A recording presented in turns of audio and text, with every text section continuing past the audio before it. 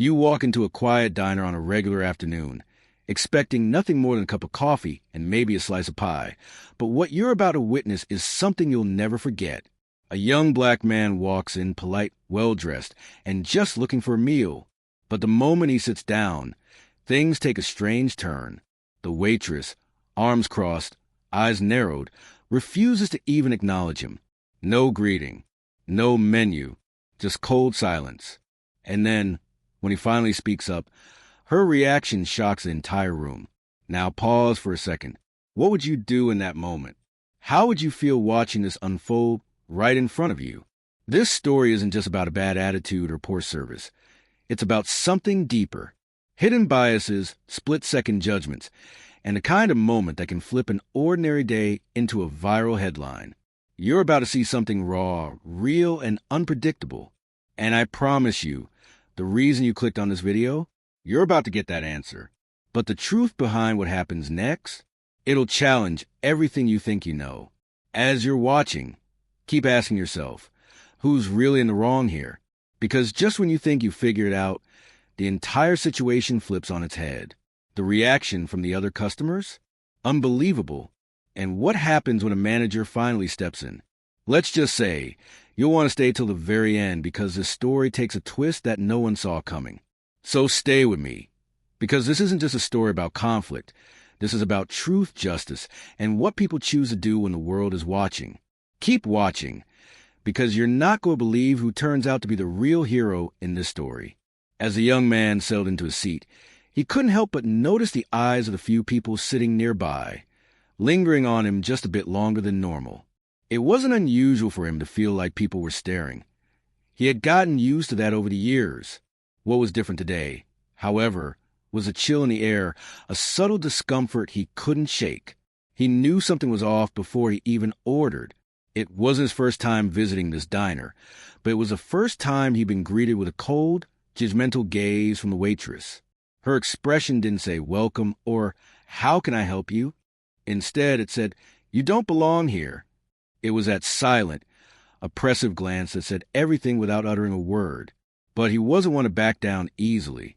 He had grown up in a world where his very existence sometimes felt like an inconvenience to others, where his skin color was often seen as a symbol of division rather than connection. He'd had enough of letting those looks dictate his life. As he took his seat and opened the menu, he tried to shake off the feeling. The Greasy Spoon Diner had always been a little run down, but it had its charm, and it was the kind of place where the food was warm and the conversation was casual.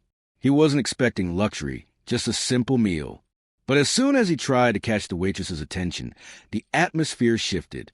She stood there, arms crossed tightly over her chest, looking at him as if he were invisible. She turned away to speak to another customer, but made no move to acknowledge his presence. The other patrons, who seemed lost in their own worlds moments ago, were suddenly silent, their eyes flickering back and forth between the two of them. What was going on here? He waited a moment, expecting this to be some sort of misunderstanding, but when she turned her back to him again, he felt a wave of frustration building inside him. The anger he felt wasn't just about her refusal to serve him. It was a familiar sting of being treated like an outsider. How many times had he faced this in his life? How many moments had he let slide, thinking, it's just the way things are? But today, something inside him snapped. He wasn't going to let this one go. Not this time. He cleared his throat, drawing her attention. Excuse me, he said, his voice calm but firm. Can I get some service here? Her eyes met his for the first time, but there was no warmth, no recognition. Just a cold stare that seemed to hold more disdain than anything else. She didn't even say anything. She simply turned and walked to the back. The silence that followed was suffocating. He couldn't understand it. What had he done? What had changed? Was this something about him personally, or was it something bigger, something systemic? As the minutes dragged on, the tension in the room continued to build. People shifted uncomfortably in their seats, but no one said a word. No one except an older man in the far corner of the diner, who mumbled something under his breath. The young man couldn't make out the words, but it didn't matter. He had already been here long enough to know what it was. One of those passing comments that stung just enough to make you question everything. But the waitress wasn't finished yet. She returned to the counter, spoke briefly with the cook, and then disappeared again without a word to him. At this point, the young man wasn't sure if he was angrier at the waitress or at himself for staying silent for so long. Why did it always feel like it was up to him to make things right? But it wasn't just about this moment. It was about the many others that had come before, the countless times he'd been made to feel invisible or less than, and he knew deep down that he wasn't the only one who'd experienced this kind of treatment. As he sat there, a heavy weight on his chest, he could feel the presence of the other customers more keenly. He saw the eyes flicking between him and the waitress, saw the uncertainty in their faces as they wrestled with whether they should get involved or stay out of it. And then something strange happened. The man in the corner, the one who had muttered earlier, suddenly stood up. He wasn't much taller than the young man, maybe in his late 50s, with a rugged, no-nonsense demeanor. He walked up to the counter, tapped the waitress on the shoulder, and leaned in to say something in her ear. The words were too low to hear, but the waitress's face froze. The young man wasn't sure what was happening, but he could feel a shift in the air. Something was about to unfold, and he had no idea how it would end. The waitress paused, her back to him, and then, without a word, she walked to the back of the diner. For a moment, everything felt eerily still. The man in the corner stood there for a few seconds, watching the back door swing shut. Then he returned to his seat, his eyes briefly meeting the young man's. The young man wasn't sure what to make of it. Had the older man just done something he didn't know about? Or had he just added to the silence by being another passive bystander? The tension was unbearable now. It wasn't just about the waitress anymore. It was about everyone in the room. Why weren't they speaking up? Why was no one saying anything? And then, just as he was about to get up and walk out, the door to the back swung open. The manager entered the room, his eyes scanning the diner before landing on the young man. The moment he stepped into the space, it felt like everything changed. The air felt lighter, but the silence was thick enough to cut with a knife. The manager was tall, with a presence that immediately commanded attention. He was young, maybe in his 30s, and wore a look of both concern and authority. He didn't speak at first, but his eyes quickly swept over the diner, taking in the uneasy faces, before finally landing on the young man. "I'm sorry," the manager said, his voice calm but with a quiet strength. "There's been a mistake here. We don't tolerate that kind of behavior. Let me fix this." But just as the words left his mouth, the waitress reappeared. Her face was still stone cold, but there was something different in her posture, something defensive, as though she knew what was coming. The manager turned to her, his gaze intense. "You," he said, his voice more clipped this time. "Come with me." The room was still. No one spoke. The young man sat there, 1,000 questions racing through his mind, but the answers weren't coming quickly. The manager turned back to him briefly, offering a brief, apologetic glance, before he led the waitress out through the back door. And in that silence, everything was about to change. The young man sat there, waiting for the next moment, wondering what was going to happen next. Would this story end with justice, or would the cycle of silence continue, unnoticed, unchallenged? The young man sat there in that diner, his mind racing as the door to the back swung shut behind the manager and the waitress. He had no idea what was happening next, but he could feel the weight of the situation in his chest. Something was off. It wasn't just the waitress's cold dismissal. It was the way the entire room seemed to shift when the manager entered. The few customers who had been quietly observing the scene were now glued to their seats, their eyes flickering nervously between the back door and the young man. For a brief moment, it almost felt like the world had stopped. No one moved. No one spoke. And yet, the air was thick with unspoken thoughts, questions, and judgments. The tension was unbearable. The young man could feel his heart pounding in his chest. The anger he had been suppressing now bubbled to the surface, threatening to burst. What was happening behind that door? Was this going to be another one of those situations where nothing changed? Another moment where he would be forced to swallow his pride and walk away, hoping that next time would be different? The cycle of silence, of unspoken complicity. It was all so familiar. He had lived through it too many times. But something was different this time. He could feel it in his gut. He wasn't going to let this go. A few minutes passed, though it felt like hours. The din of the diner's ambience, mugs clinking, the sound of plates being scraped, quiet conversations, seemed to fade into the background, replaced by the steady thumping of his heartbeat. Then the back door swung open again, but this time it wasn't the manager or the waitress who emerged. It was the older man from the corner, his face a mixture of anger and confusion. His eyes locked with the young man's as he made his way to the counter. The young man's mind raced as the older man approached. Was he going to say something? Was he about to apologize for the waitress's behavior? Or was he just another bystander in this mess of unspoken tension? The older man didn't sit at his table, though. Instead, he stood at the counter, leaning against it as if trying to make himself as small as possible, avoiding everyone's gaze. The young man felt a surge of frustration. What was the point of standing up if no one else was willing to follow? Was he just supposed to be the only one speaking out, the only one carrying the weight of this moment? The waitress's absence was more than just physical now. It was symbolic. She had left, but the impact of her actions still lingered in the air like smoke, impossible to ignore. The young man stared at the back door, willing it to open, wanting answers. He was so close to standing up and walking out, fed up with the games, but then something unexpected happened. The door opened again, but this time it wasn't the manager or the waitress. It was a younger woman, maybe in her late 20s, with fiery red hair and an expression that seemed both anxious and determined. She looked around the diner before spotting the young man. Without saying a word, she walked straight to him, her eyes locked on his, as if she knew exactly what had been going through his mind all along. "Can I sit?" she asked softly, her voice almost lost in the stillness of the diner. The young man blinked, confused. Who was this woman? And why was she approaching him now, after everything that had just happened? He nodded, unsure what to say, but she didn't wait for any further invitation. She slid into the booth opposite him, her movements swift and precise. There was something in the way she carried herself that made it clear she wasn't here to make small talk.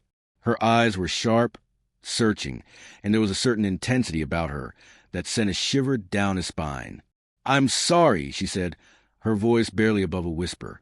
"I saw what happened with the waitress. I need you to know this wasn't just her. This was planned." The young man's brow furrowed in confusion. "Planned? What do you mean?" The woman hesitated for a moment before leaning in closer, her voice dropping even lower. The waitress wasn't acting on her own. She's been told to refuse service to certain customers, especially people of color. It's part of a bigger issue in this town. A group of people, powerful people, have been pulling the strings in places like this diner. They want to keep certain people out. They want to control who gets served and who doesn't. The young man blinked, trying to process her words. Was she for real? How could something like this be happening right under everyone's noses? The diner had always seemed like an innocent place, a local spot for people to get a meal and unwind.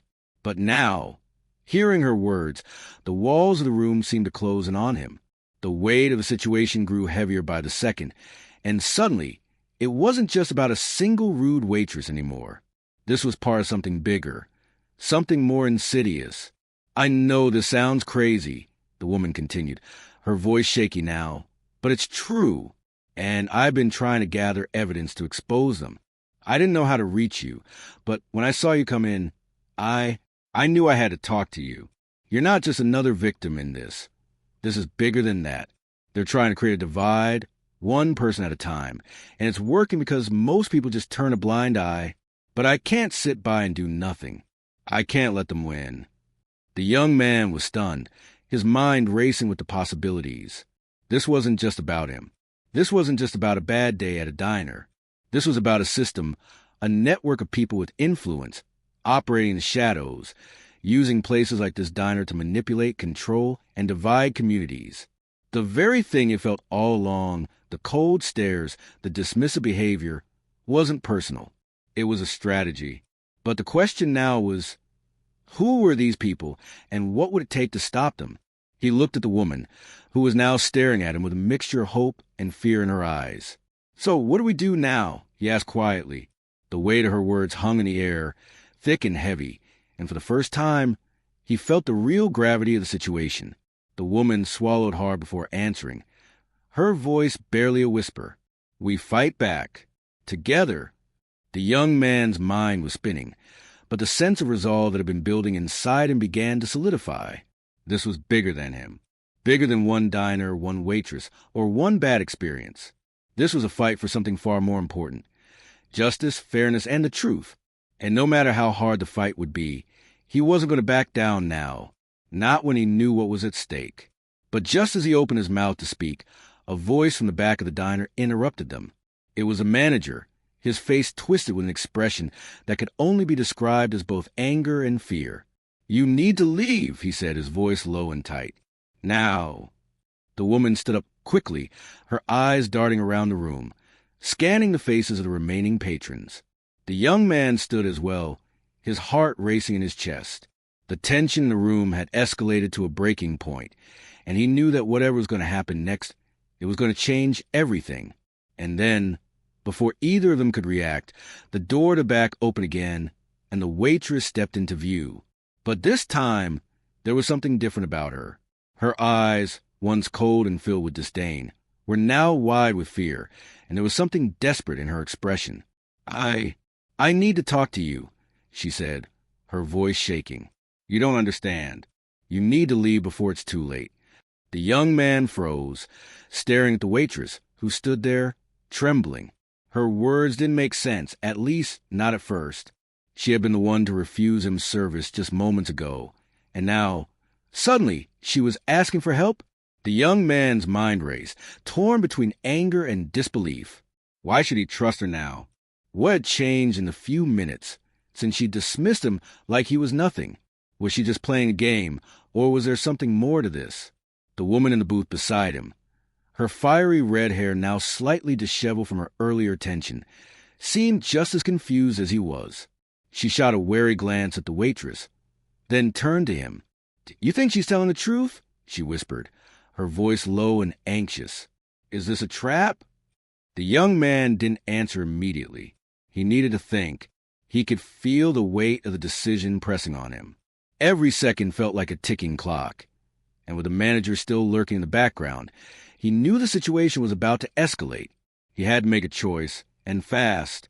"I don't know," he said finally, his voice steady despite the storm of thoughts swirling in his mind. "But I can't just walk away now. Not after everything that happened. I need to know the truth. We need to know the truth." The waitress, now standing with her back against the counter, wiped her hands nervously on her apron. "You don't understand," she said, her voice shaking. "I never want to be part of this, but they have a hold on me. It's bigger than just me, bigger than this diner. They've got connections, people who can ruin lives, and they've been controlling this town for years." The young man's heart sank. He had suspected something was wrong, but hearing it from her, someone who had been a direct part of the system, hit him harder than he expected. She wasn't just an innocent bystander. She had been complicit, whether willingly or not. But her desperation was real. She wasn't lying. And if he was going to do anything about it, he had to act now. "What are they doing?" he asked, his voice tight with frustration. The waitress hesitated, glancing over her shoulder as if expecting someone to burst through the door at any moment. "It's not just this diner," she whispered. "They've got people in places of power. Politicians, business owners, even law enforcement. They use this diner as a front, as a way to control who gets to be seen, who gets to have a seat at the table. And they've been doing it for years. They're not going to stop unless someone exposes them. But I don't know how to do it alone. I can't go against them." The young man's mind reeled. This was bigger than he had imagined. But even as his heart raced, he could feel something deep within him.